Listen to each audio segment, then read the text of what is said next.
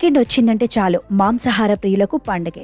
Chicken, mutton, ఫిష్లతో లాగించేస్తుంటారు. కొంతమంది ఇంట్లో వండుకొని తింటే మరికొంతమంది హోటళ్లలో బిర్యానీలో లొట్టలేసుకుని మరీ తింటుంటారు. చిన్న పెద్ద తేడా లేకుండా ఎక్కువ మంది ఇష్టపడేది చికెన్. కొందరైతే చికెన్ తినేటప్పుడు బోన్స్ ని కూడా నమిలి మింగేస్తుంటారు.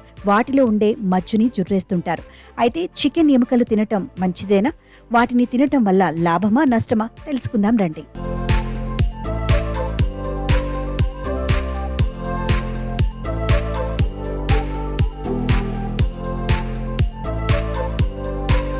సాధారణంగా ఎముకల్లో మజ్జ అనే పదార్థం ఉంటుంది. మనుషులతో సహా ప్రతి జీవికి ఇది సహజం.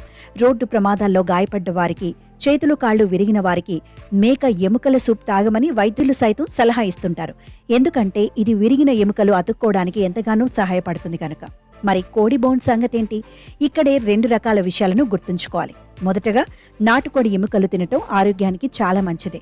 నాటుకోడి ఎముక మధ్యలో collagen, conjugated linoleic acid, glycine, glucosamine వంటి అనేక ఆరోగ్యకరమైన ప్రోటీన్స్ ఉంటాయి. ఇవి చర్మ ఆరోగ్యాన్ని కాపాడతాయి. అలాగే కీళ్ల పనితీరుకు బాగా మెరుగుపరుస్తాయి.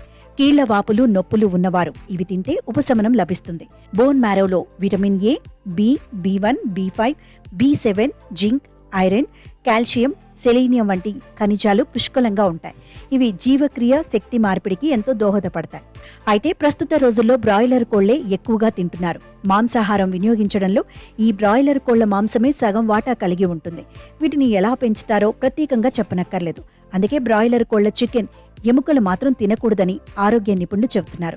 వీటి మూలుగా తింటే డేంజర్ అని ఇప్పటికే పలు అధ్యయనాలు వెల్లడించాయి. ఎందుకంటే ఈ బ్రాయిలర్ కోళ్లను త్వరగా పెరిగేందుకు ఇంజెక్షన్స్ వేస్తారు. దాని ప్రభావం కోళ్ల బోన్స్ పై పడుతుంది. వీటిని తినటం వల్ల మానవ శరీరానికి ప్రమాదం పొంచి ఉందని వైద్యులు చెబుతున్నారు.